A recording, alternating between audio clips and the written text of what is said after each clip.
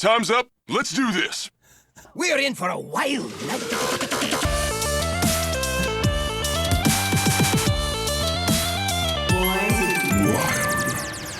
Welcome everyone to episode 196 of Born to be Wild, a wild and wild adjacent Hearthstone podcast where we have fun hanging out with friends, talking about the wild and wild adjacent formats of Hearthstone and spotlighting members of the wild community. I'm your host, Hydralisk. It's great to be back on this actually beautiful, gorgeous, sunny Friday night here in Sheep Route, cool Canada. It actually is pretty warm. I'm not gonna lie. It's pretty warm, Sheep. So I can't complain. We're even gonna go hiking tomorrow. It's gonna be sweet. Anyway, how you doing tonight, Sheep? Meowdy friends. I'm ElectricSheepCity coming at you from cool Colorado. It started off being like a little cool, but it typically is in the morning, and it got like warm. And then it started raining and it brought the cool back. And that's why I'm wearing my jacket for all you video enjoyers. So yeah, it's back in cool Colorado around these parts. Yeah. You can have our rain. That's okay. We had enough of the rain. We sent it down your way. You know, we actually could use it just in general. So I'm not complaining about the rain part. So, for those of you joining us for the first time, welcome aboard. Let me briefly explain how this show works. We record this podcast live every Friday evening at twitch.tv/borntobewildhs. And the video version of this podcast is posted to YouTube shortly thereafter. Audio versions are also distributed to all of the podcast apps. Friendly notice for those of you listening on Google Podcasts, that is going away very soon.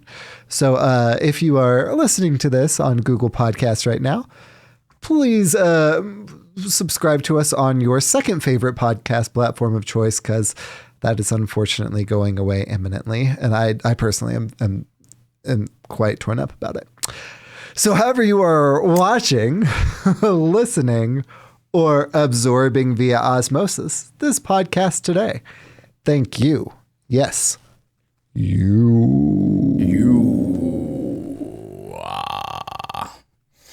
Well, before we get into the main topic of the show, I'd like to say a quick thank you to our patrons, to Shokunin. All of the support from all of you means the absolute world to us. If you enjoy this content, please like, subscribe, comment on this video on YouTube. Another simple way to support the show is to leave a review on iTunes, Spotify, and Google Podcasts, or your favorite podcast platform of choice.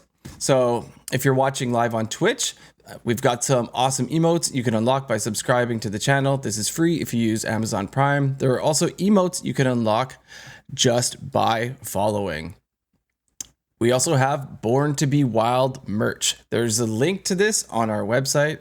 So if you want to check that out, we've got some nice models here with Schmoopy Mommy and Schmoopy Daddy up on the screen. If you like the looks of this stuff, head on over to the website and check it out.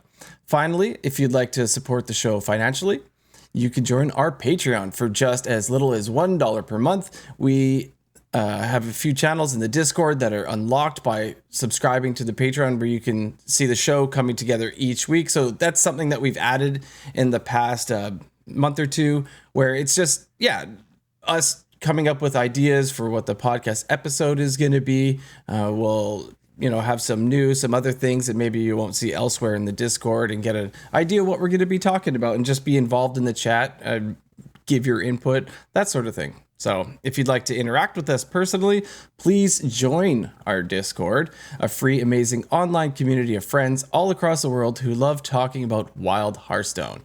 Links to all this stuff and more can be found on our website, which is borntobewildhs.com. So before we get into the news and the main topic of the show, let's talk about our weeks. So up in Hydraland, we took spring break off, and we do this each year, and I've probably described it in the past how we have this thing. It's a scavenger hunt that Mrs. Hydra put together for Mini Hydra, and it's all these games and all this stuff. And it was another successful year. She always makes a theme, and it was called What the Duck this year. Quack. And it was, yeah, exactly. It was a duck theme thing. I won't get too into it, but there was 10 mini games that we had to play. But before we started the mini game, my son had to go around the house and he had to find 10 ducks. After he found 10 ducks, there was over 100 hidden around the house. He's like mini ducks. Wow. And if he found, and if he found 10, then we could begin the first game. And my wife, she makes this big PowerPoint and she puts it up on the big screen in the living room. And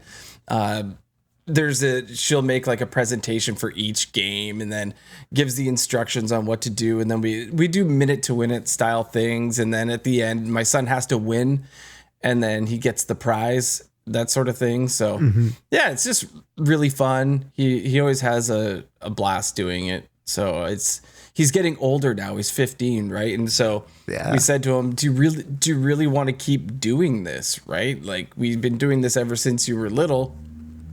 And he said, yeah, I want to keep doing it. We're like, are you sure you're not too old for this? And he's not going to say, yeah, he's too old, because he always gets a bunch of stuff. Right. So, so of course he's going to say yes. Anyways, it went off without a hitch. And now he's more spoiled than he was last year. I ended up getting him a mic boom and a mic. So that it helps with his setup in his room and all that stuff for his computer, and a bunch of other prizes. And then in the end, and yes, he is spoiled. He now has a mini fridge in his bedroom. Oh, that's awesome. which has like cheese strings and like yogurt and juice and stuff in it. My little guy has one in his, but that's more convenience for us than for him, because he's upstairs and the fridge main is downstairs. So that's really a present for us rather than for him. Whereas Mini Hydras is definitely a prize for him. Yeah, we stocked it with snacks that he might like. It's spoiling him, but while Mrs. Hydra and I were putting this together, we came to the conclusion that possibly this might be a selfish thing. Ooh. That for us, that he's growing older, right? And it's like, whoa, maybe if we, make his room really awesome and put a mini fridge in there, he may not want to leave right away. You know what I mean? He's always talking about how he wants to move out as soon as he turns 18, and he wants to experience what it's like to live with your friends and do all that stuff, which is cool. I did that. But now I know how my parents felt. Sad. Right. It'll be a sad day. But anyway, it was a good time, and then back to work. And then this last week at work was absolutely insane. Our classic month end rush that we always do. And I am absolutely just glad it's over with. And then we can start over again on Monday or Tuesday. No, Monday. We have to work Monday, unfortunately. A lot of people don't, but I'm excited that is over with. So anyways, the new expansion dropped while we were off, because we took last week off, and I played more Hearthstone in the last, the week that we were off, we did a bunch of stuff, but anytime I wasn't doing family stuff, I was just queuing game after game after game. And I was getting extremely frustrated because I was having so much fun with all the new things. And I have this stinking disconnect issue that was happening over and over and over. It was getting to the point it was every second game, and it used to only happen on my opponent's turn. Only ever on my opponent's turn. Hacks. And it started happening on my turn, where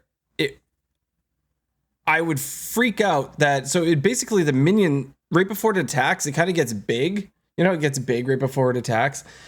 it would freeze like that, but all animations, like the opponent can emote and you can see them hovering their cards and all that stuff, but my minion is frozen in the air. So it got to the point where it would just skip my turn if I didn't do anything about it. So I had to Alt F4, get back into the game, see if I can make it in time. I was playing the new aggro Dragon Priest, and I was in the middle of my combo, right? And I'm like, I'm gonna go take a second turn, and it freezes up, and I'm like, like what is going on?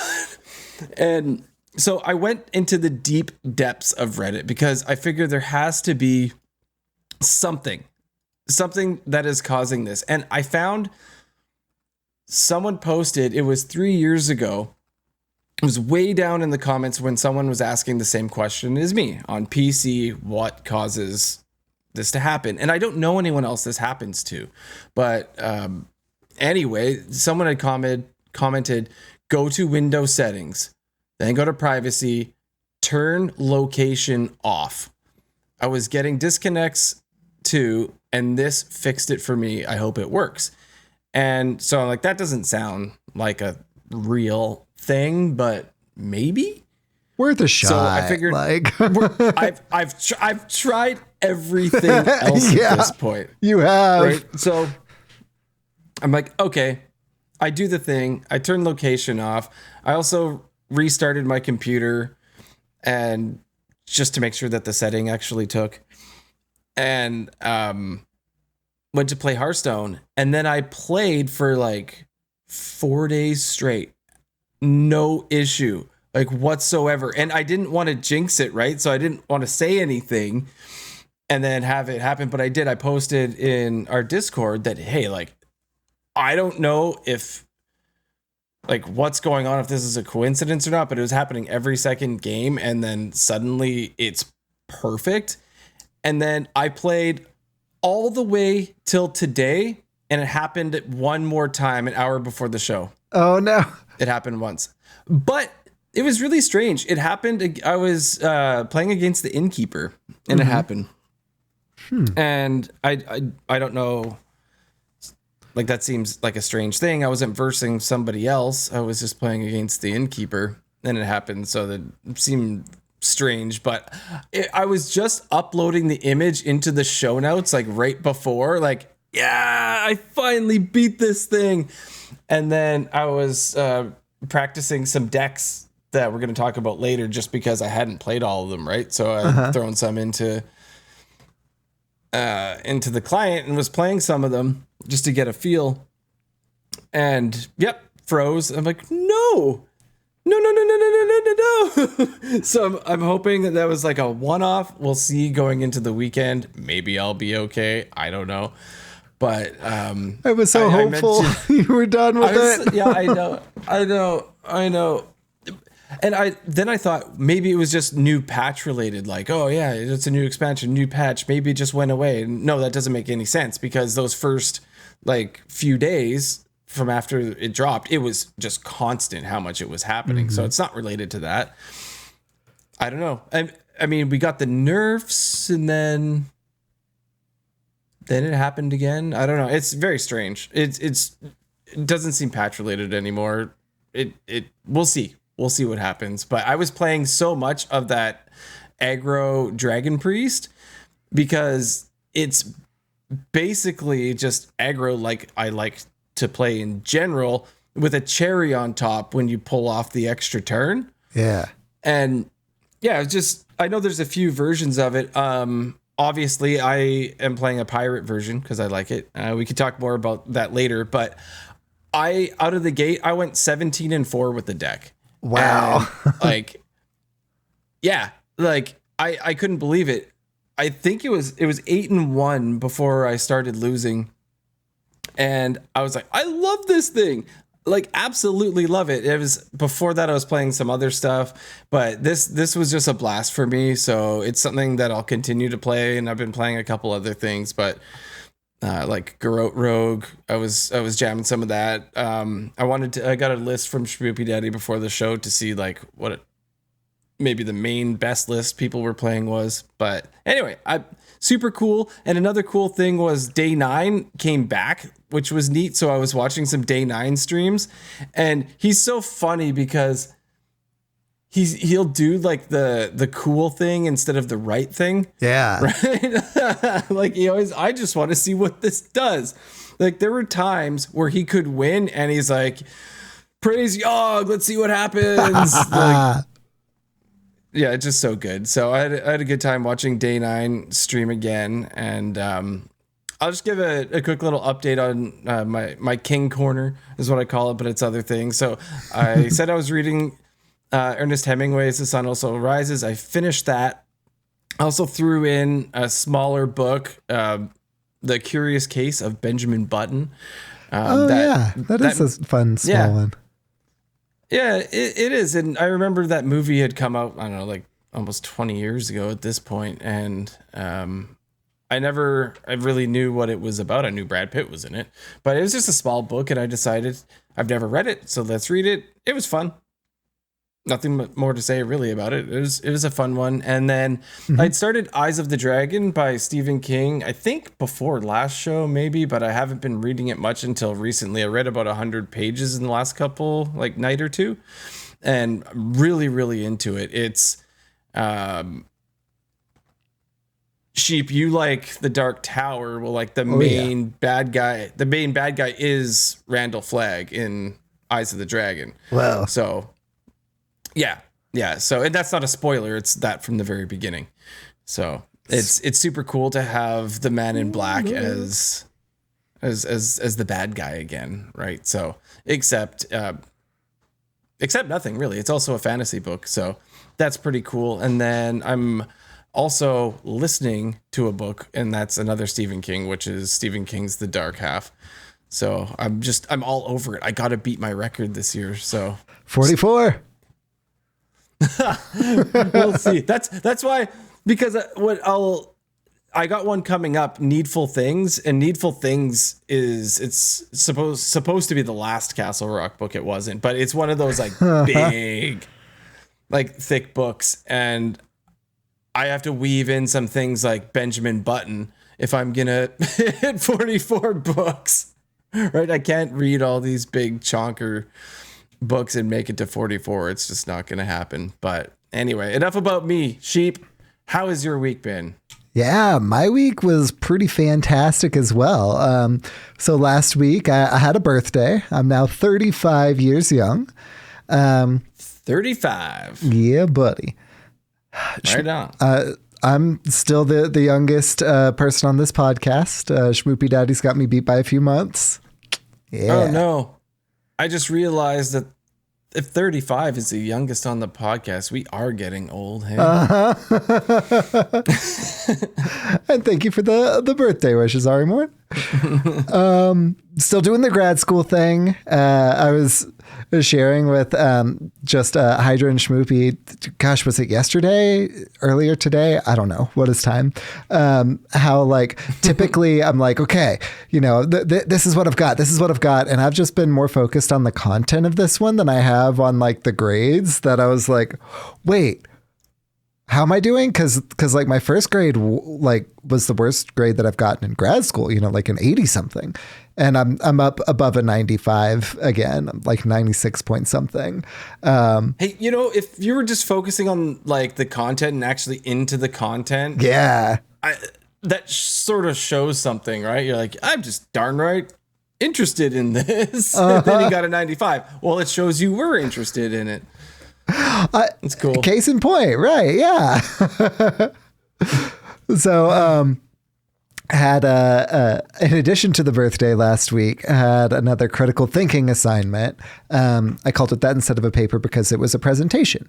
So yeah, I got to do that thing last week. But in Hearthstone, I've been playing more standard than wild, which is normal for me at a new expansion. I'm still playing wild throughout as well, but standard tends to be my primary focus, especially in a right after an expansion, especially in a core set rotation that beginning of a new standard year because standard loses a ton. So it's super different from the way it was. And this new expansion cycle, I've been playing even more standard than usual because this is kind of like my kind of a standard meta. Like, I absolutely love it. So earlier this past week, at one point I hit rank 500 in standard. Wow. I've since, gone down a little bit. I'm still only triple digits, still sub 1K, but yeah, I've been jamming a lot of those standard games. It's been a lot of fun, and I could have just started camping at 500, but like I kept on playing because I wanted to. Like I just wanted to keep playing. Like at one point I dropped down to like 3,000, was like, I don't care. I'm just playing because I want to. And then I got back into top 1K and was like, oh, that feels pretty cool too. I'm going to keep playing because I want to play. But I've also been playing a lot of Wild as well. Gonna just go over the very brief overview there because we're gonna dive into some. Actually, I think all the decks that I've been playing are featured on what we're talking later. So I've been playing Dragro, so Dragon Aggro Priest, Divine Dragon Priest, which are both very good. I think that I like the aggro version better, just for my personal play style. But the Divine, I call it Divine because it runs the Divine Spirit Inner Fire package on top of the Zarimi, so it's kind of a little bit more mid-range. So it has things like the 4-mana 3/3 dragon that if you're holding a dragon deals like 3 damage to the board, and different things like that to combat against aggro. Dustbreaker, that's the one. To combat against the aggro, which is kind of out a little bit more in full force lately, which love to see that too. So it runs all of these kind of like mid-range and survival tools, which also happen to be minions and dragons in particular. And then it can just, Zarimi, Divine Spirit, Inner Fire on top of whatever board you happen to have stuck from before, which you probably have because, again, it's a more mid-range deck, kind of up until that point.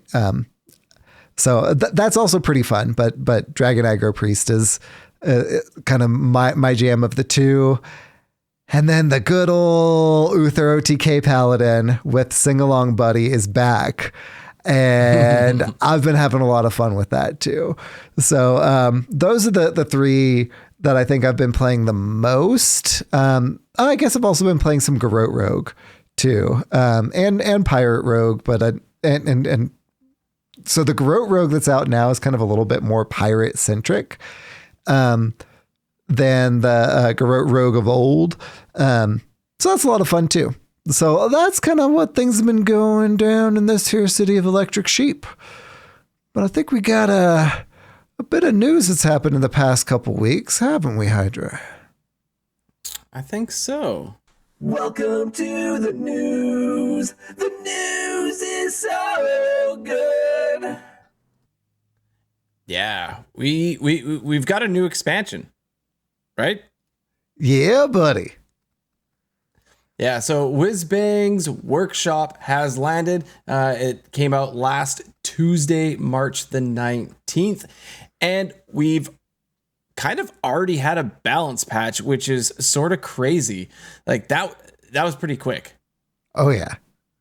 The balance patch, I personally think it was a little too quick, especially for how many things were nerfed and how hard some of the things were nerfed, in particular deputization aura. But I'm sure that they have stats to back it up to inform that, but golly, Dep aura, like I was trying to play some Holy Wrath Paladin. It's just not the same with Dep aura only giving +1 attack. Yeah, we'll get into some of those exact numbers coming up, but yeah, that's a rough one. That was when I saw it. I part of me was all of me actually was very excited, because because I hate that card. All right, so we had the the happy red and green circle day. A lot of happened like so fast, but we can get into what actually happened. So basically, we'll start off here with some Paladin. So Tigress plushie was hit. So it's the same card. It just costs more money, right? This was a powerful one, like right out of the gate. How do you feel about this? Because I'm sure this was a card you were playing with. Yeah, I mean, it was basically just like a 3-mana Zilliax, right? Like, it was fantastic, and I think it's probably still good, but it messes with the curve of the Paladin deck quite a bit as well. So I don't mind the Tigress plushie nerf so much because it was a super strong card. This just keeps it a little bit more kind of in line with expectations. And now we can run it in even Paladin, True enough, I suppose. Yeah. It's annoying. It is super annoying to play against, especially as somebody who likes to play more aggressive decks. When this comes down, you're like, oh, great. So any chip damage I've already got in is gone because I have to run into this thing and kill it. And it's got Divine Shield, but it already has Rush when it comes down on the board right at the very beginning. So it's got its Divine Shield. It can take out a choice target. And yeah, it's rough. It's rough. So sorry for all the Paladin enjoyers. You know what? If you're buffing it or something and you're playing this later, I'm sure it'll still be good. You could, right? Just have a big one come down on the board, even if you don't get to play it early. So it'll still be annoying. But so the one that Sheep already was referring to is Deputization Aura. Oh gosh. So it used to read your leftmost minion has +3 attack and lifesteal lasts 3 turns. Sadly, for the Paladin enjoyers, it now reads your leftmost minion has +1 attack and lifesteal lasts 3 turns. And oh my gosh, thank goodness. I'm sorry, Sheep, for saying this, but like the funny thing about this is you needed to make sure you were trading correctly if you were trading, right? And if you make the mistake and you're like, oh, that's a big minion, I'm going to kill that. And then the stats move to the next one. And you're like, oh, I'm stupid. But the thing is, if it was taunted and had lifesteal, then yeah, it was disgusting. And now it is much, much, much less disgusting. What are your full thoughts on this? Yeah, so to me, Deputization Aura, whenever Schmoopy Daddy and I hit, I hit Legend with the hand buff deck. He just, refined it and shared it with me and then took it to D5 before pivoting. But we both played it ad nauseum, right? Deputization Aura is basically what that deck was built around. So we'd run Knight of Anointment to tutor out Deputization Aura. It was the only holy card so that we could, whatever, Knight of Anointment, hopefully, or Christology on one, into Knight of Anointment, into Dep Aura, into Samuro, clear the board, Reno, especially against Even Shaman. That was just like sometimes GG right there, right? But more than that, honestly, what it did best was this was a hand buff deck, right? What were we doing? Buffing Chargers. Where were the Chargers going? To the left so that they also had +3 attack, and those Chargers were going face. So I was kind of thinking that the lifesteal would be what was hit because hand buff Paladin and Standard, the big deal for that was really that not just that they were trading up more efficiently because like that's what they were doing with their weapon anyway, But the big deal was that they had this lifesteal. So if you were, aggroing them down, then it didn't matter. They were healing it up while building their board, while, trading into your minions super effectively. So I thought that the lifesteal was going to come off of it, which was still going to be a big hit. But taking 2 attack off of it, I think may have just killed the card. I think it just completely decimated it. I don't think that that hand buff deck is now just like completely dead. Like it's gone. And this is expensive for just the 1 attack at 3. They didn't even drop it to 2 mana or anything like that. They just, it's bad. It's real bad. Has nice art though. You know what we say about when the art is nice.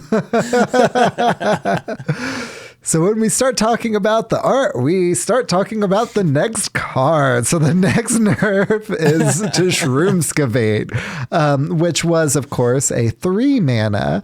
Give a minion Wind Fury and Divine Shield, excavate a treasure. Well, they dropped it to 2 mana. I thought this was a nerf, not a buff.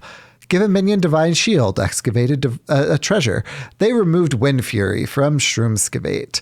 And now the only time that anyone is going to play this is if they're playing an excavate deck. And, I think that's probably healthy. What do you think about this nerf, Hydra?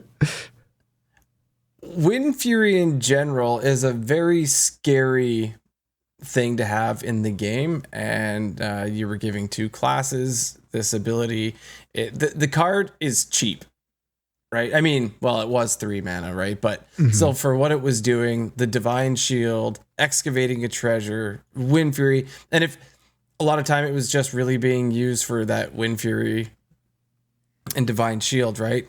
So now it maybe can be meant to do what it was supposed to do. In all craziness, if you think about it, that's crazy. Everything that it was doing for its cost. So yeah, cool. It can go into an excavate deck, and every single time I get a quest that says play this many excavate cards, I will put it in my excavate deck. I will play it, and then I won't play it again until I get that quest again. This is the way. Yeah, basically. All right, so next up, Awakening Tremors. Now, oh my gosh, so this card was broken in the beginning, in my humble opinion. So the Hunter card that costs 1, the spell, get 3 4/1 worms into your hand. Already an insane card. Obviously, you're not doing anything on 1 if you're playing this, but you can get, next turn, you can drop 2 4/1s. And all sorts of shenanigans, buffing things, all sorts. This was pretty well in standard for the most part. It was a crazy outlier. Hunter came out of the gates pretty quick with this expansion. I was playing Hunter in standard, right out of the gates, and I was winning games, and this was in my deck. Yeah, you were. So what do you think about this nerf sheet? Yeah, I think this is a great nerf. 1 mana 4/1s were just fantastic. 1 mana 3 worms, 3/1 worms, I think are still going to be solid. I think this card is still going to be played. It's just going to be slightly lower power. And I think that's a sign of a good nerf, right? So I think it's a good nerf. Just tune the power down a little bit. Still strong card, just tuned down a little bit. So solid nerf. Yeah. Yeah, nothing really to complain about, in all honesty. Well, also receiving that nerf hammer was Thrall's Gift. Thrall's Gift used to read, discover a temporary lightning bolt, hex, or bloodlust. Now it reads, discover a temporary lightning storm, hex, or bloodlust. So change out the lightning bolt, include the lightning storm instead. In standard, this was basically used by Nature Shaman to just have even more burn, even more consistently, because they'd like Flash of Nature before they'd do their pop-off turn, which means that all of their nature spells cost 1 less, which means that they were paying 1 mana for a lightning bolt to discover from Thrall's Gift, and 0 from the ones that they just hard ran in their deck. That means that they were basically running 4 lightning bolts. And just taking that out of the equation makes a lot of sense. And what this is really, really good for is, Lightning Storms is still a really strong card. Yeah. Right? So I think this is really like a buff for things like Reno Shaman. Yes, totally. We can run an extra one of those in our Shudderwalk Reno Shaman. We now have 2 Lightning Storms. Awesome. And Standard can run 2 copies of Lightning Storms, or hey, a Hex. We got a Hex whenever we need it too. Like if they didn't go wide, they went tall. We've got the Hex to pull out of our back pocket as well. So I think this was a great nerf to keep that Nature Shaman from just spiraling out of control, while also still making it relevant for all of the classes, all of the archetypes where Thrall's Gift was not an issue.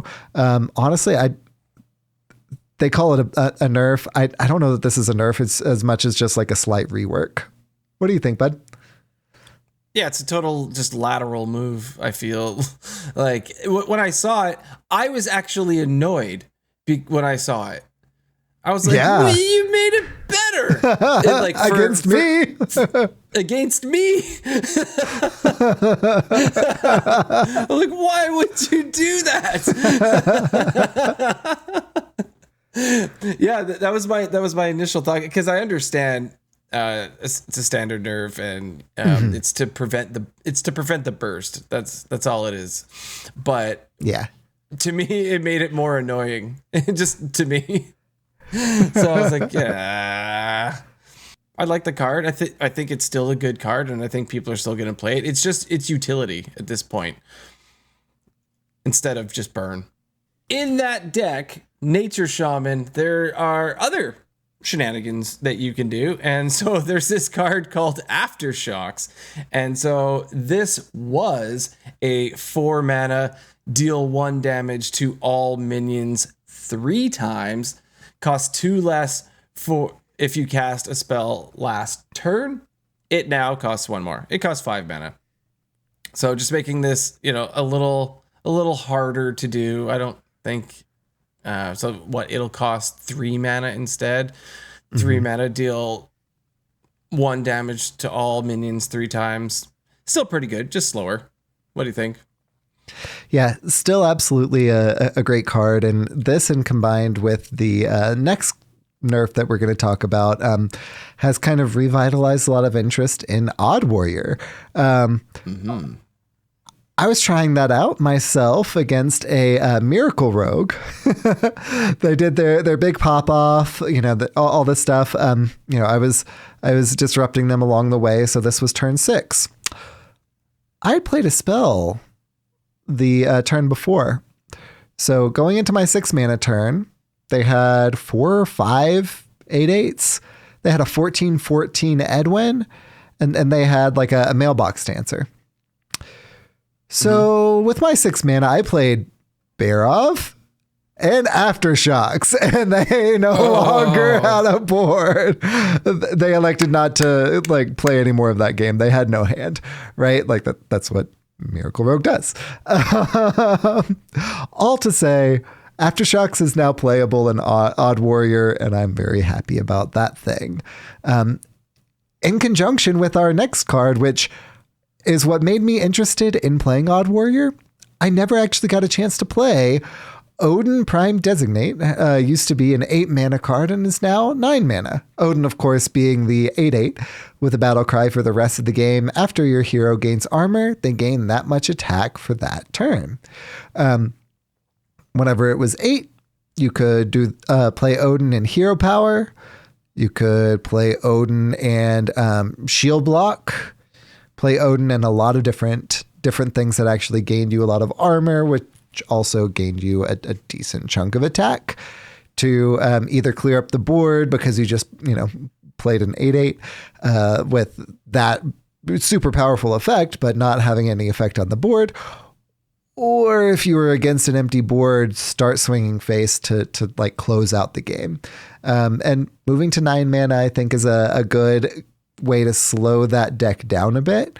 A deck that's already really slow, but this keeps it from, especially on that turn, like I said, being able to clear away a chunk of the board with just the hero power or shield block is really impactful. What do you think about the Odin nerf, Hydra? Initially, because I was always pretty bummed that the card was slow in general. And so often having it in your hand, waiting till you can get to turn 8 to play it. And they made it 9 mana. And I was like, oh man, like I already hate slow games. And so to me, I was just bummed out about it. But as soon as I was thinking that, Schmoopy Daddy's typing in Discord, he's like, Odd Warrior, let's go.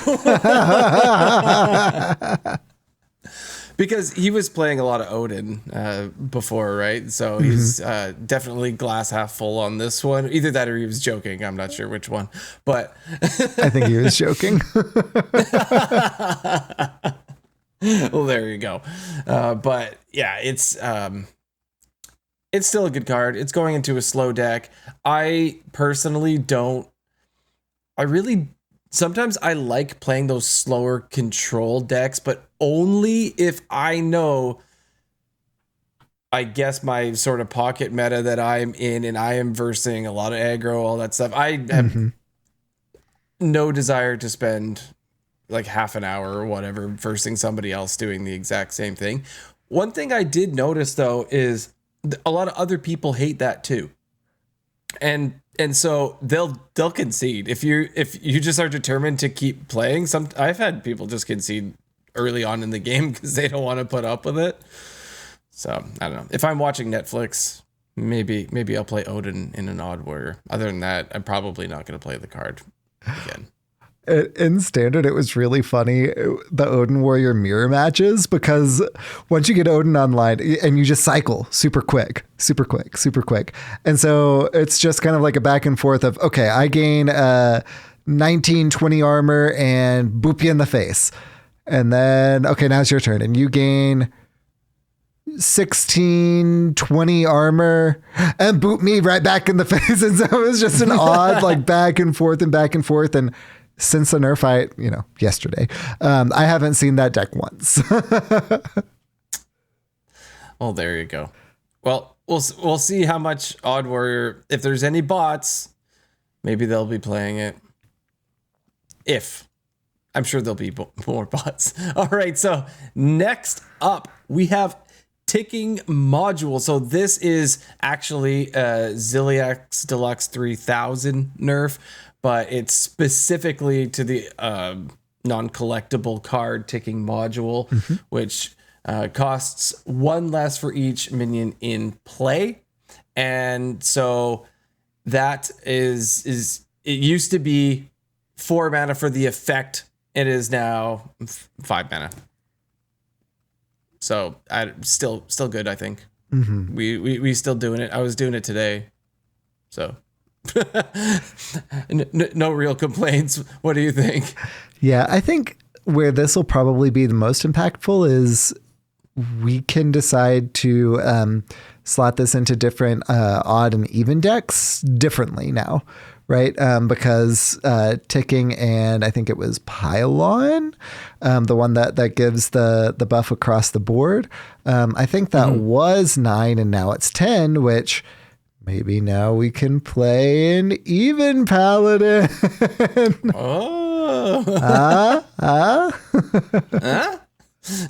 So it's still a really good card. Like you were saying, Hydra, it's still a really good module to add to Ziliax itself. And Ticking and Pylon now makes it, I believe it's 8 mana actually, which, still even where it was odd. So that's more how it's impactful than anything else, in my personal opinion. I think it's still, like you were saying, a strong module, still a strong thing to be doing. Especially when you can like make Stormwind Champion a 0 mana 3/5 instead of a 7 mana 7/7. Like, that's just good. Yeah. All right, so that is the rest of the nerfs, but we have some buffs. So, Sheep, you are a druid enjoyer, so why don't you tell us what's going on with Sky Mother Aviana? Yeah, so Sky Mana Aviana was 6 mana. Now she's 5 mana. Same cost, or same, not cost. That's what changed. Same stat line of a 5/5 and the same effect. Battlecry, shuffle 10 random legendary minions into your deck. They cost 1. So Sky Mother Aviana was used in a couple of kind of memey druid decks, but, you know, nothing that was seeing any sort of success. And she will still be used in the same kind of fun memey druid decks that won't see a success, but now she can come down earlier. She's like less of a tempo loss. I mean, this just isn't really a great card. Like, you, oh no, I shuffle in the what's her name, the 7 mana 7/7 that we've had for the longest time, but Standard just got back, Lysandra. But all the buffs that you played on your minions, play them again on her, return them to your hand, one or the other. If your deck's not built around that, she's just stats. ETC is just stats. So like, there are some real low rolls from those. At least they only cost 1. So, you know, it's the fun choice. It's not the competitive choice. That said, now that fun choice comes down earlier, it's less of a tempo loss, lets you start shuffling those fun cards into your deck, those potentially fun cards. Honestly, for our format, I think it's actually better than Standard right now because we have less conditional legendaries than they do. So it lets you get in down early, lets you start drawing those legendary minions earlier. You know, it's a good buff. I don't think we're going to see Sky Mother Aviana any more than we already were, but no. Yeah. For anybody who really, I was just thinking about like back in the day when you ran, was it Prince Melchizar at the beginning? And it would just shuffle the legendaries into your deck. This is that, except it's 10 of them. And you have to draw this, but they cost 1. It's just another version of something like that. It's a fun thing to do. It makes your deck worse. Yeah. Because you're not drawing what you want, right? You could possibly just draw some garbage. But it's fun. This is something that when my son was still playing the game, if he had this card, he would have slotted in right away. And he would laugh at me when he's killing me with like 1 mana Deathwings and like weird stuff like that, right? Like, he would just have an absolute blast with it. And I'd be frustrated because I was playing a real deck. It's happened. It's happened before where he was just playing some absolute garbage. And because he thought it was fun and he won. So it can happen. You know, it can happen. Like, you know, like 1 in 20, but it can happen. All right, so we have another buff here. And so this is Mage. So Frost Lich Cross Stitch. My wife loves the name of this card, by the way, because she likes cross stitching. So it used to be 5 mana, deal 4 damage to a character. If it dies, summon a 3/6 water elemental. So now it is 4 mana and it deals 3 damage instead. So it brings down just that amount of burst because it does say to a character. It doesn't say to a minion. So this goes face, right? So yeah, it's cheaper. It does less damage. It's still annoying because it summons a water elemental. I think it's a fine change. Just knocks that possible burst down a little bit. And I think it's still a fine card. How about you? I think we're on the same wavelength there of it not being a great card either way. So it costs it the almost same. sounds like a nerf or a buff, which is a little confusing to me. Yeah, right? exactly. Agreed. So it costs the same amount as a water elemental.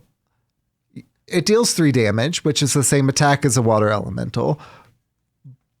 But it has to kill what it hits in order to summon a water elemental. Why would I not just run a water elemental in my deck at that point? And I'm not going to do that either. So, I don't think it's a great card after the buff, but it's maybe more playable. 4 mana for 3 damage is just, that's rough. 3 is a good break point, but and still, it's a buff. Technically. Yeah, I'm not a believer in this really having any sort of impact, but it's a little cheaper, so that's nice, I guess. Yeah, I guess. But that's what they do when they nerf things. Like, I think we have a card back. Like, if I scroll back up in the show notes, that was nerfed and then they made it cheaper. Like, that's what because they destroy the card. Let's take a mana off of it. Yeah, Shroomskabate, they did shave a mana off of it, but they eviscerated that card. Like, the Wind Fury gone is huge. Like, yeah. So that's why it's confusing, because I don't know. Anyway, that's about it. I did want to point out one thing before we move on to what was next in the news. You did not see a Reno nerf. Honestly, I'm a bit surprised by that. And that's a good call. And yeah, Schmoopy Daddy would have been like, why did you not mention that? Because that's been his pet project is a Reno nerf in particular. And I think it's just because right now we're not seeing a ton of Reno in standard. There is like a Reno shaman that's not particularly great. It's not like terrible, but it's not like a super competitive deck. And then there's a Tendril Warrior, which relies on Highlander synergies in order to get tons of Tendril effects. So it runs Bran so that it can, have the doubled up Tendril effects. And then every time you play a Tendril, it doesn't do 1 twice. It deals 1, and then it also casts a 2, and then a 3, and then a 4, so on until 10. And then at 10, there are only, in standard, 2 different card choices for it to choose from. So it either does Table Flip and deals 3 damage to everything, or it deals the Mage one, which deals 10 damage randomly assigned and summons a 10 drop. So Warrior just wants to basically like cast Pyroblasts like a ton. All to say, we've got those 2 that really run Reno and Odin in standard. So I think it's just the fact that we're not seeing a ton of Highlander in standard right now, which is why we didn't get a Reno nerf, which in Wild, we could very, very much benefit from that nerf. Yes. I guess Odin Warrior also ran Reno whenever that was a thing, but that got nerfed, with actual Odin nerf. So, I think that's why we didn't see a Reno nerf, but I think it's going to happen before too long. Yeah, maybe they'll remember when they nerfed Patches and Raza before they rotated. Maybe it'll be something like that. Yahar. Yeah, Yahar. I know, right? All right, so we talked about some bots earlier, and so we got a tweet from Celestalon saying, earlier this week on Tuesday, we launched the largest, at the time, ban wave in Hearthstone history. Then again on Wednesday, we launched the largest at the time bandwave in history again. Then again today, we launched the largest bandwave in Hearthstone history. In total, over 500,000 bots died this week. It's an ongoing fight, but we're going to keep on beating them back. Wow. That's a lot. Like, it really is. And then, so the official blog post on the website said that this month has been a busy month for our battle against the bots. Since our last update just 3 weeks ago, we've reached our bot detection and banned over 585,000 more bots, including over 500,000 more bots throughout this week. We hope that we're reshaking up in their circuits. Instead of we hope they're shaking in their boots, we hope they're shaking in their circuits. Yeah, shaking in their circuits. The text is so small, and I need glasses. I can't read it. Cheaters are not welcome in our tavern. You can continue to help in the ongoing battle against these botters by using the in-game reporting feature. While you do, we'll continue to be fighting on your behalf too. So yeah, if you are not a bot enjoyer, you can use that report feature. They are everywhere. When it was, I don't know, I guess a week and a half ago or so, it was right after the expansion launched. Mm-hmm. I was playing Wild, and there was the what do you call it? The mech rogue that was being played, right? They get all stealthy and put the micro bots on. And anyways, I was playing against that deck. I took a screenshot where I had versed 8, I think it was 8 in a row of that exact deck, and they were it was 8 in a row. And I was trying to play Uther Paladin, and I kept losing and losing and losing and losing to this exact same thing over and over again, because they would make these big stealth bots, and there was nothing I could do about it. Mm-hmm. And it was extremely frustrating. But there were so many, and they were behaving exactly like bots as well. And a lot of them, you could just tell by non-golden hero, basic card back, like sort of thing, and playing this exact same deck over and over again. And I was not in a good mood. But yeah. Have you been seeing a lot of bots lately? Have you noticed this was only just the other day, right? So yeah, this was just yesterday. I haven't noticed a ton of bots, kind of in the past weekish. But again, I've mostly been playing standard and relatively highish, like legend area. So the bots don't typically get up to there in standard. In Wild, whenever I've been playing, I haven't noticed, at the very least. I think I've maybe played against like 1 or 2, like every now and then it would happen, but it was nothing like you said 6 in a row. It was 8. Definitely 8 in a row. It was definitely nothing like that. So and this isn't like I was down in bronze or something. This was around Diamond 2. Mm-hmm. So it was just a lot, and it was frustrating because then I was losing because my deck wasn't equipped to beat them, and I'm like, I'm losing to the computer. No, I used to farm them when they were odd warriors. Yeah, when they were odd warriors, or honestly, whenever they were even shamans, your deck probably would have done fairly good against them because you can actually like target them. They weren't stealthed. Yeah. So good riddance. I'm sure they'll be back. I think this is just going to be until they figure out something where they can detect whatever software is being used and just, sort of have some sort of firewall against them even logging in the first place. Then this is just going to keep happening. Yeah. Or people start giving up because their accounts are getting banned like every few days. Maybe it'll get annoying enough. Over 585 bots this week. 585,000. Sorry, bots. 1,000. Yeah.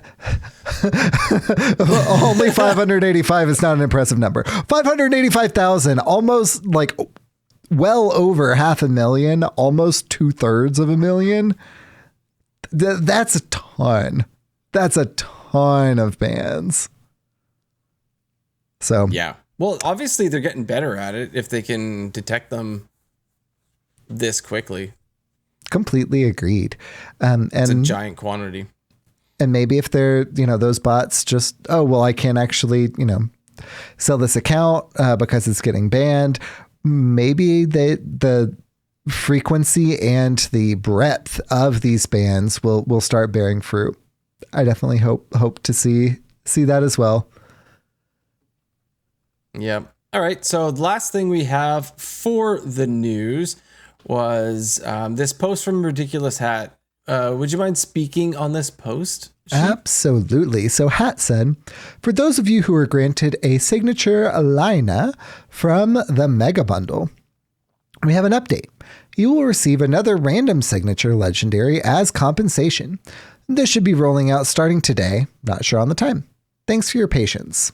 So basically what was happening is Lina was the Tavern Pass card. So you would get, even from the free side of the Tavern Pass, you would get Lina for free. And so people who got the Mega Bundle and got the signature, but they were getting the signature card before they had a chance to collect Lina from the Tavern Pass, the season, whatever, Tavern Pass area. Well, what if you don't have all of the not just signatures, all the legendary cards, right? The duplicate protection, if you had Lina, would have prevented you from getting a signature Lina until you have all of the legendary cards.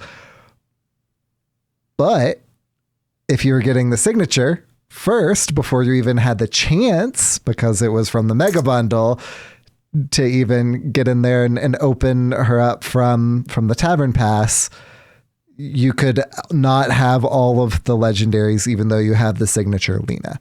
That's kind of the reason why that they seemed to feel like this compensation was warranted.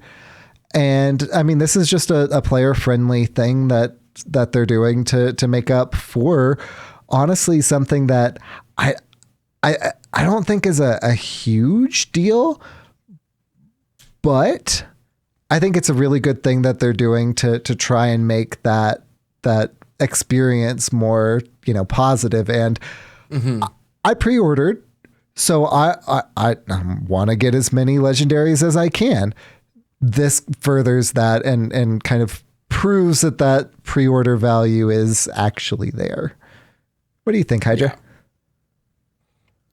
You know what? They started doing the no duplicates on legendaries a long time ago, and that was one of the biggest quality of life changes at the time that I've seen in the game, because getting the same legendary that you don't even like over and over and over again was just horrible. Like the fact that sometimes you would just keep rolling the same one when there were so many different legendaries was frustrating. And then they put duplicate protection on everything.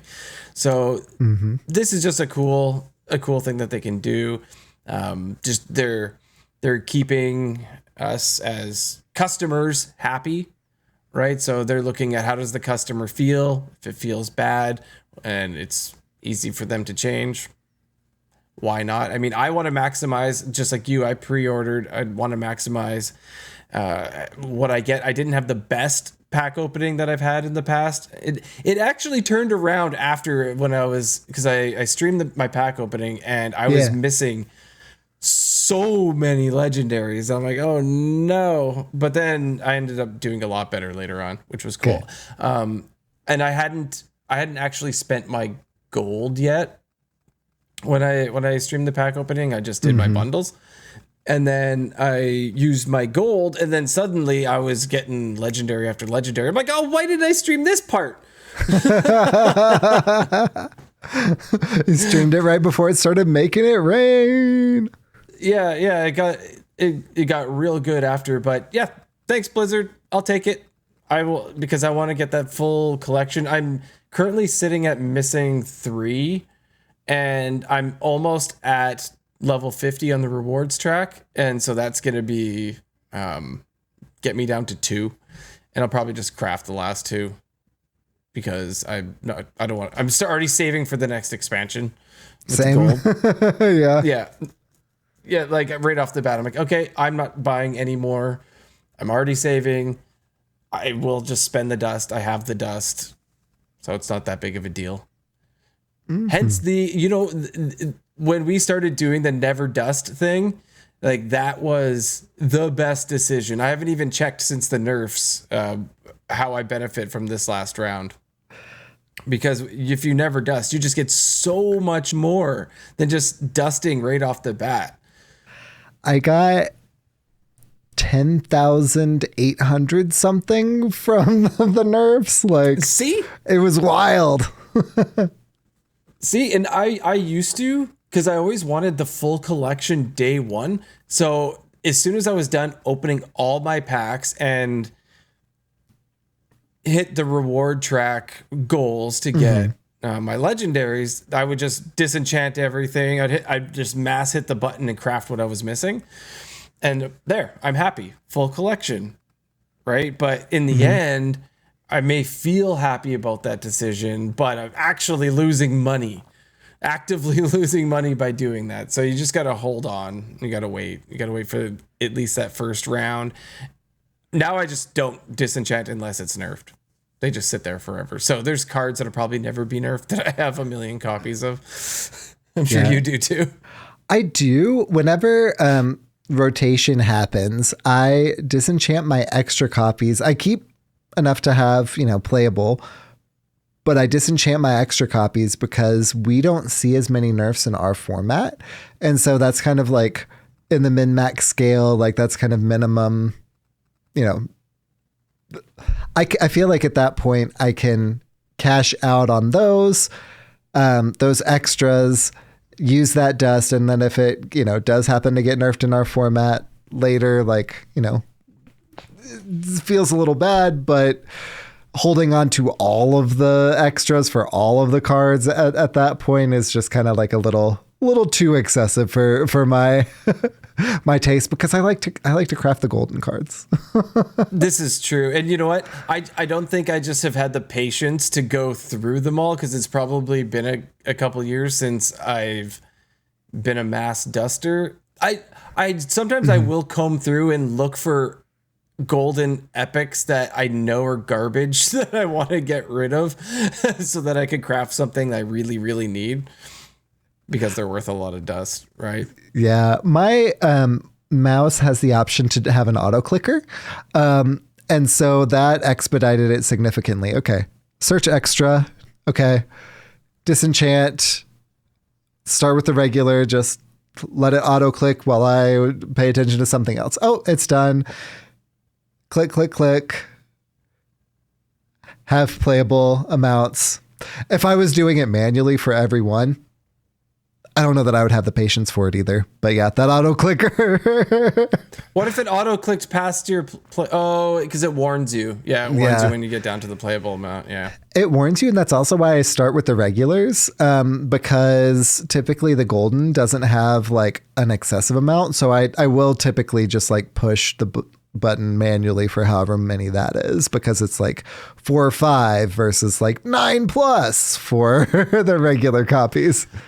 And the funny thing is, I never trust I know that it's coded into work, like that warning, but I never trust it. I'll be just like click, click, click, click, click, click, click. And then I'll like exit from that card just to see how many there actually is in my collection, and then go back to click, click, click, click, click, click. Cause I like don't trust it. I rather do the math myself. And I know that the system isn't broken, but it's this peace of mind. Anyway, Pizza we should mind. move. We should move on to talk about some stuff that's going on in the meta. So, in our special topic, we were going to discuss this little handy chart that was provided by Corbet's Discord, where there was a lot of data collected on what is being played in the wild meta and what the win rates are. Absolutely. We've got like a dozen decks here or more.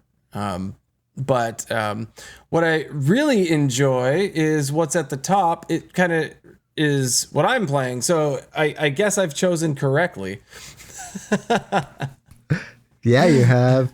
So what they're calling like their either tier 1 or S tier, it's made of 3 decks, and that is Divine Dragon Priest, Shadow Dragon Priest, and Even Shaman, all of which have a 54 or above % win rate. Divine Dragon Priest on this particular one has a win rate of 55.04. So that's the kind of standout, with Shadow Dragon Priest only being 0.1% lower at 54.94% win rate. So those are like the best decks according to Corvette's Discord. At least I'm not sure where they are collecting their stats, but this does track with my lived experience too. So I think it's fairly accurate, however much I don't know where they're getting their numbers from. Yeah.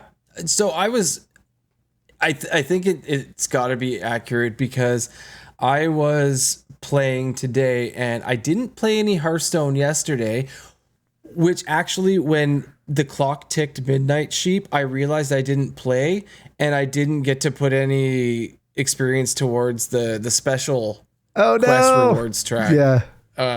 And yeah, when it ticked, I started at exactly 12 o'clock, right at midnight. Then it had ticked over, and I was like, no, because you need a lot of XP on this one, and so that sort of bummed me out. Anyway,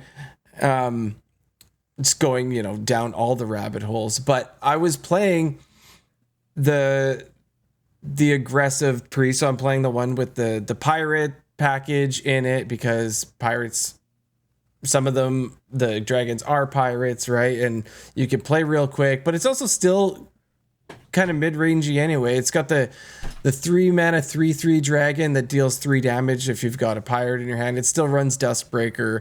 It's got the inner fire package in there. And so yeah, it's like a combo. There's no raised deads in it that I've seen in other people's, but it's very minion based. It's got the little Shadow? one that no. Okay, so this is just the Divine Dragon Priest, because the Shadow Dragon Priest is Shadow. Yeah.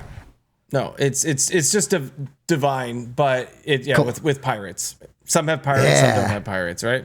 So it's divine with pirates. I see what you're saying now.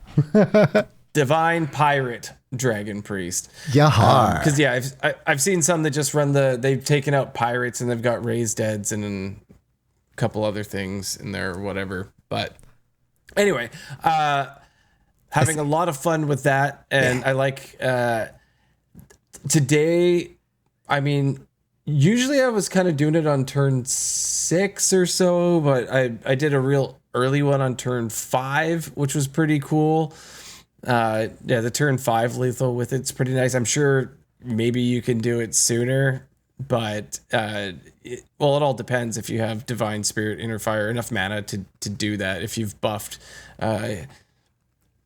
your Time Warp guy, what's he called? Zarimi. It's Zarimi. I love that card. If you get Zarimi, you don't really want it in your opening hand, but if you get it in your opening hand and it starts getting buffed right off the bat, then it's pretty crazy. But what I noticed was people know that this is a thing and they're just running all sorts of taunts. Yeah. Yeah. And you just can't get past the taunts at that point. Even with the Time Warp, if you don't have a big enough board, you can't get through it. If you're running into a lot of taunts, I wonder if it would be worthwhile to tech in a Mass Dispel? Probably not, possibly. but maybe. I don't know. I don't know. It's already a super fast deck, and I'm just super enjoying it. But yes, recently today, a lot of taunts. I mean, it didn't affect my record too bad because, like I said, I ended up ending the day at the 17-4. So Yeah, you did. I made it work. Anyway, what are your thoughts on the top 3 here? Yeah, for my personal play style, I like the Shadow Dragon Priest even more. It's the same general idea, but it's even lower to the ground than the Divine Spirit Inner Fire package, and doesn't run those cards because, they're not Shadow cards. It does, of course, run Raise Dead because, Shadow, as well as things like the Mind, whatever, the 1 mana, deal 2 damage to a minion. If it kills it, deal 3 damage to the enemy hero. And Mind Blast and different ways to kind of like tutor. That's fun. Yeah. And then like a Cleric of the whatever. 1 mana, 1/1. If you're holding a pirate, discover a spell from your deck. Yeah, that card's awesome. That card's real good. You get like Mind Blasts like super early, or Raise Deads when you need them. So it's a really consistent deck. It's really low to the ground. And then of course Zarimi just, is basically like Mind Render Elucia, but better, because it's not just that your opponent doesn't have their hand for that turn. It's that your opponent doesn't get a turn. That's even better. And we were running Mind Render Elucia in our aggro decks. Zarimi is exactly the same idea. Just if you happen to not kill them, then you all of a sudden have a mana advantage as well. So it's just an all around great deck. The top 3 are rounded off by Even Shaman, and like deck's still good. I haven't really played it in a little while, but I think I played a couple decks of it whenever I was looking for decks for Storm Rage, who's playing some Wild again. But just a few games to see kind of what was working and what wasn't, especially after the Wrath of Air Totem got included back again. So Even Shaman's still good. Not surprising. That rounds out the top 3. So the tier 2 decks are Pirate Rogue, Big Shaman, Reno Mage, and then just straight up Aggro Priest, not the Dragon variant. What are your thoughts on this kind of tier 2 tier, Pirate Rogue aside? Because I think we could both say that Pirate Rogue is just like good, right? Like, yeah, that's awesome. No, yeah, exactly. We can move on from that. But Big Shaman, yeah, I haven't had too much of an issue with Big Shaman recently, but I do see them. I've seen them quite a bit, and what I've been playing has been beating them. So that's okay for me. But Reno Mage is there. Reno Mage drives me crazy. So if oh my gosh. I was playing against one and they discovered a potion of polymorph and got my Zarimi, and I was so choked. Yeah. And I had a feeling because they were emoting and they knew what was in my hand. They knew what my game plan was, and they're emoting. And I was like, do I just concede? I should just concede because I know that they have to have it. They have to have it. And then, yeah, played my Zarimi and Potion of Polymorph. Concede. I had to call the bluff. Yeah. I like just in case, but yeah, made me super sad. And then Aggro Priest is just a solid deck. I haven't seen it personally since the expansion launch, if I recall correctly, because people have been trying out the other priests. So, but I wouldn't be surprised if like I said, this data looks accurate, it's a good deck. So I'm not surprised it's still up there. Yeah. Agreed on all counts. I haven't played Big Shaman myself, either as or against kind of sense. So I don't have a good feel for its particular win rate. It looks like a really fun deck. Looks like a really good deck. Being in the top half of tier 2, I mean, it makes sense. Again, I haven't played as or against it, but seeing what the build looks like, it makes sense that it would be really strong, but not like that Meta Tyrant type deck. So that tracks as well. And who is in the, like, this is a controlled group that got these stats, right? These are people specifically in Corbett's Discord. So if there's somebody in there that is really, really good at Big Shaman, then maybe that's what's putting this up there. I don't know. You know what I mean, right? Could be, yeah. Or even just like trying it out. You know, maybe it's not necessarily that. I don't know their prowess with the deck, obviously, but maybe that's why like I haven't seen it, but they've tried it out. They did really well with it. Case in point, 51.14%. Towards the top half, over the top half of tier 2. But while I haven't seen it, that doesn't mean that it's not a good deck. That's just a self-selection bias, right? Yeah, for sure.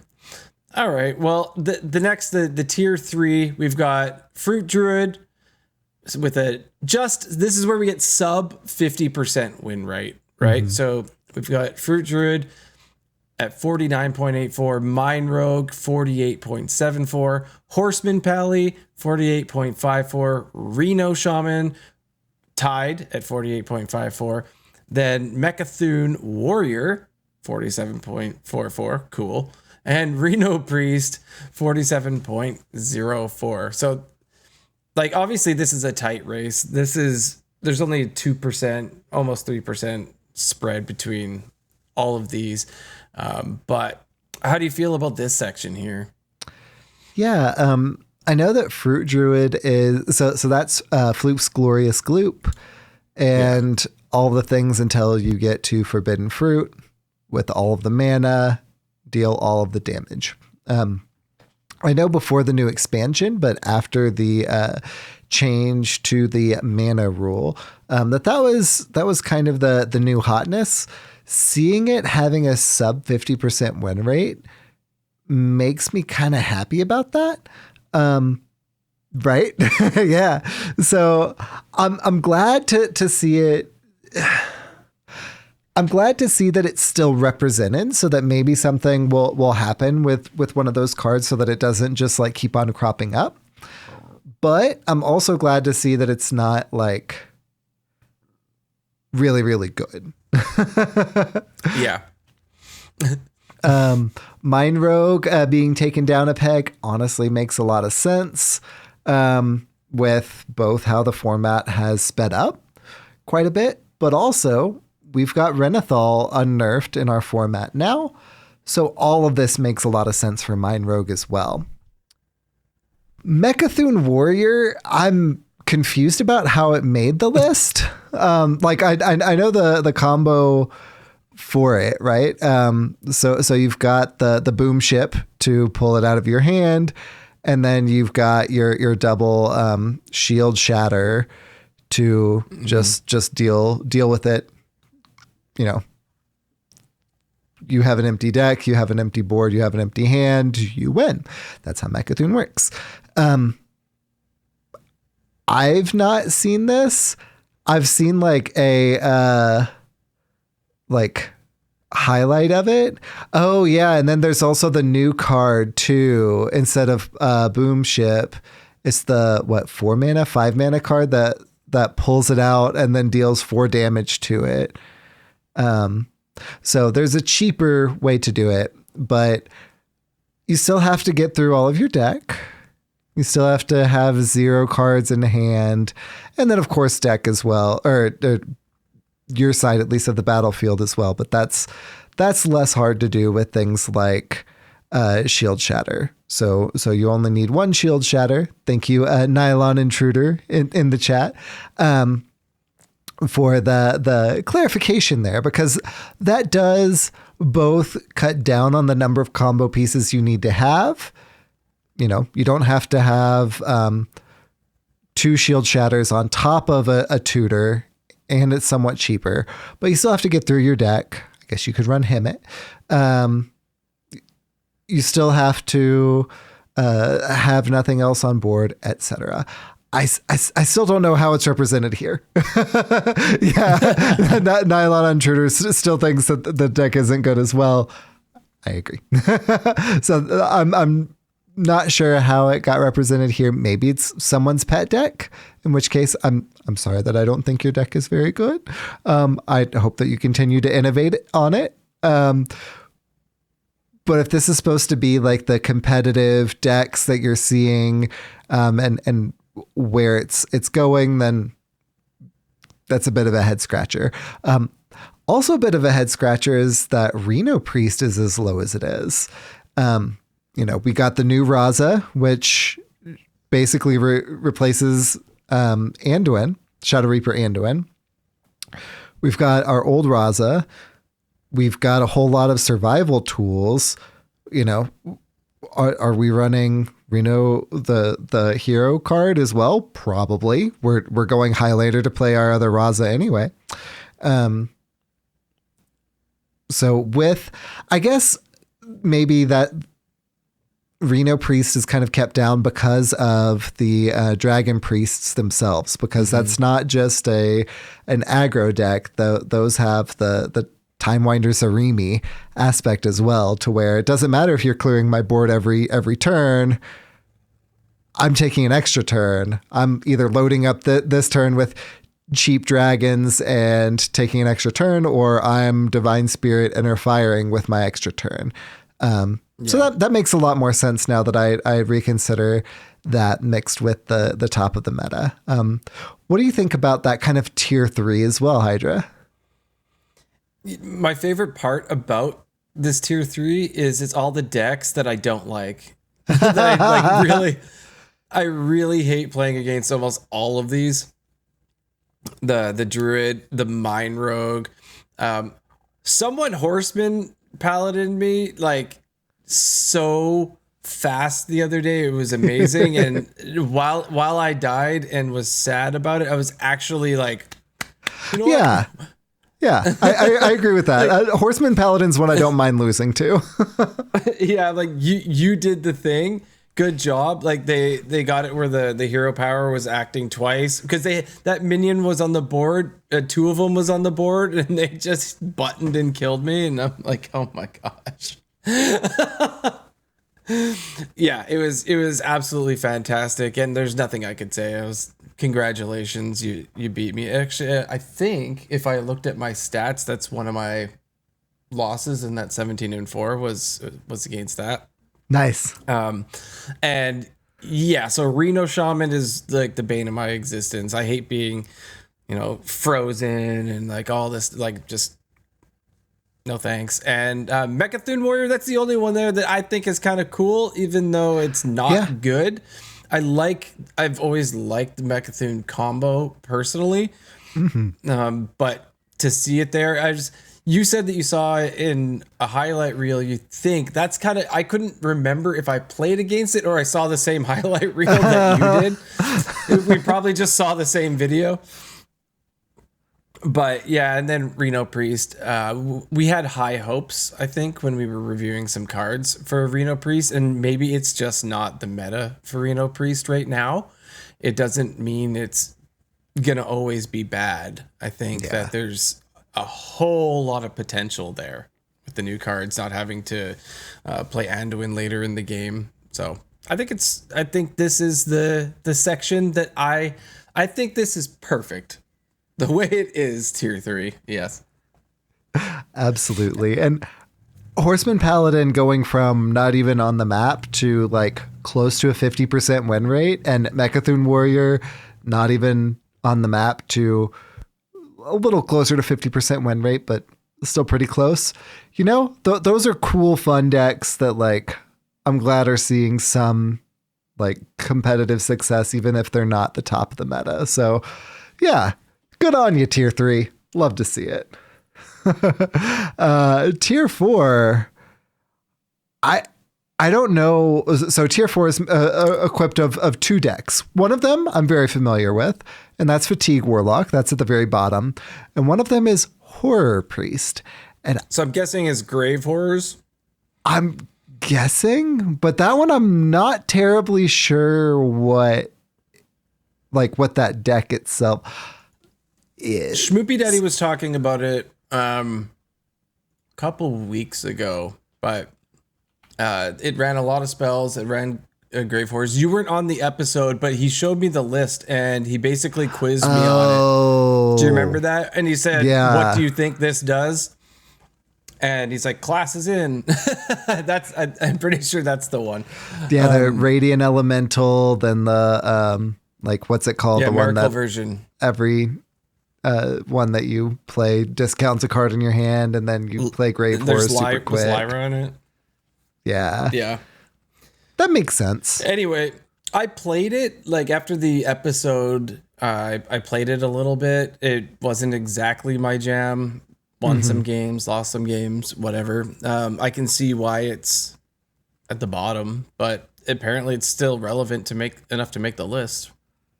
Yeah, and that deck has a pretty niche play pattern where I feel like people who are good at the deck and have a lot of reps with it can make it happen pretty consistently. That's not me. I understand the basics of how it works, but like when it comes to actually executing it myself, I can do it sometimes, but not a lot. And that's even whenever it was a more favorable meta for it. So, yeah, same. Fatigue Warlock, I'm not surprised to see this low with this particular meta. Because it is so aggro heavy, it is a lot like, oh, you're just helping me get your hero's health to 0. Thanks. I played, I think, a game or 2 of it over the past couple days, and you know, I won some games, I lost some games. The games that I won felt like I could have lost at any time. The games that I lost, I was losing the entire game. So it makes sense to see that at the bottom of this particular list, unfortunately. Maybe we'll see it come back up as the meta changes. So I believe that was the... I think we might have one more thing. Yeah, we do have one more thing. So gonna bring up just an item that was in the store. Oh, yeah. That was spotted. So this is... For $50 American, you can get a signature Odin and 5 packs. Yeah. $50 American for 6. Well, sorry. Yeah. You get 5 packs. So 25 cards and your signature Odin. And if you're buying this, you probably already have all the cards. So you're just going to get a bunch of dust out of the packs, I would suppose. This is expensive. And this is something that they started doing last expansion before last, where it's like, oh, you want this particular signature? Here it is for $50. And then I'm not sure why they added on the 5 regular packs, because these are not golden packs. Because they knew it felt bad. They're just like, here's some packs. You know, I'm a whale in this game. I've never bought one of these. I don't plan on buying one of these. It's bad value. And this bundle, quote unquote bundle, they threw in the 5 packs so they could call it a bundle. This quote unquote bundle was in the shop, I think, like about a week before the Odin nerf was announced or implemented into the game. But seeing the nerfed card there, you know, this is the nerfed version that we have the picture of. It's the 9 mana. 8.8. It doesn't look great, does it? No, it really doesn't. I don't know. It's just, and then this is USD. Not everywhere in the world has the same, prices. I looked in my store. I couldn't see this bundle probably because I haven't purchased any of the other ones, and this is sort of hiding behind that. But have to scroll. Yeah, I don't know. I mean, there's a lot of pages. I just wanted to see the price, but I know for almost a fact that for me this is $69.99 Wow. instead of $49.99. So yeah, not gonna happen when I could purchase like an actual expansion, like pre-purchase bundle for that price instead of 5 packs in a card. That's got cool art, don't get me wrong, like I really like that, but it's just so much. Yeah, I found it in my store. It's at the very, very bottom. Yeah, like I will out in this game. I already have a signature Odin. I'm not disenchanting my signature Odin because $50 for 3,200 dust plus whatever you're getting from the 5 packs is just not a good value. Yeah, no, not at all.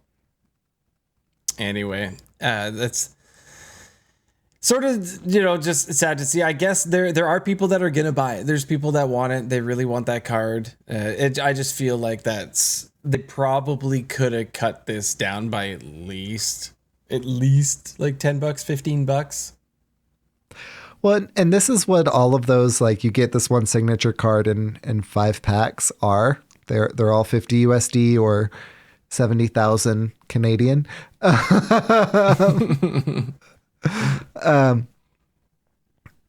I think that those bundles are too expensive anyway. I have yet to hear of anyone actually buying any of those bundles. So I'm really surprised to see that they keep on rolling more of those out.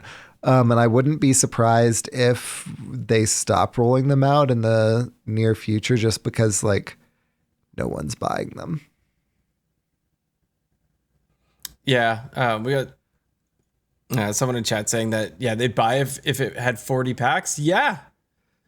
That would definitely be different. That would be speaking completely different for sure. Because like 5 packs, so let's see, 2 packs is $3, 7 packs is $10. We don't really have a, option for 5 packs, right? But it's between $3 and $10. 40 packs is $50. So this would basically be you're getting a free Odin signature rather than a free 5 packs. So completely agreed. If they did that with like 40 packs, I think that would be worthy of calling it a bundle. I think people would probably actually purchase it if I really wanted a signature Odin or signature Sif was a big one a little while ago that when they first started rolling out these bundles, that was one of the featured ones, right? I really wanted signature Sif. Oh, look, here's 40 packs for the same price that 40 packs normally are. And I get the card I really wanted. That would just be like an all around feels good. Whereas this is just like $50 for this. And I mean, I guess 5 packs. That's just so we do know the price. We do know the price of 5 packs. It's $50.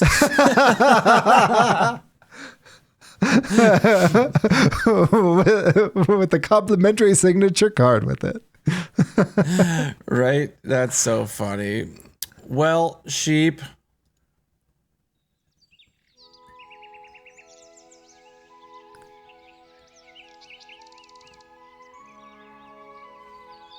Unrelated advice with Electric Sheep City.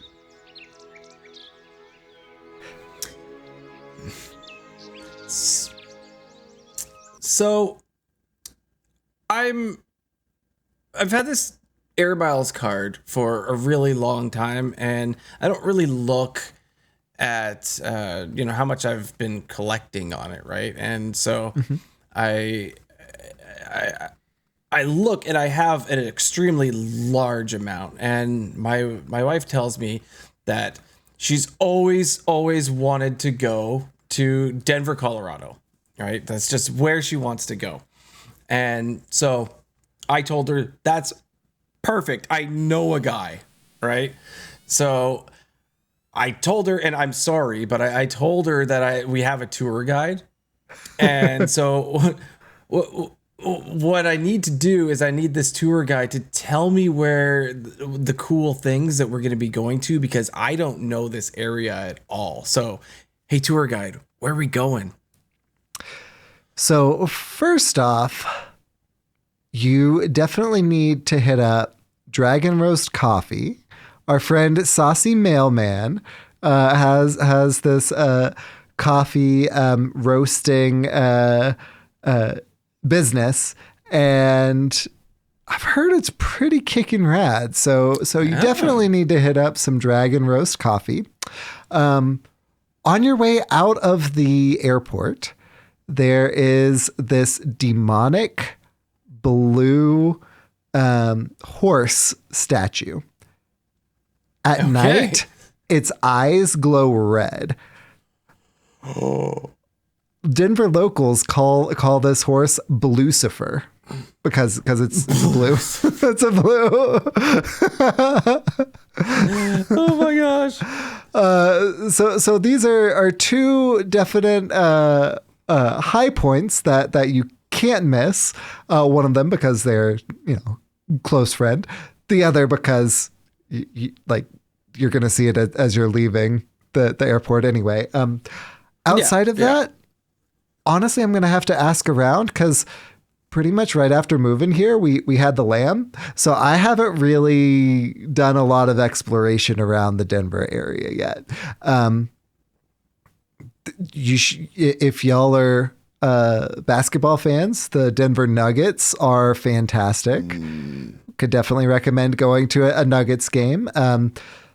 It's still basketball season. But other than that, I'll have to ask around. They should have a Blucifer t-shirt where he's eating a bunch of nuggets, because that would be awesome. And delicious.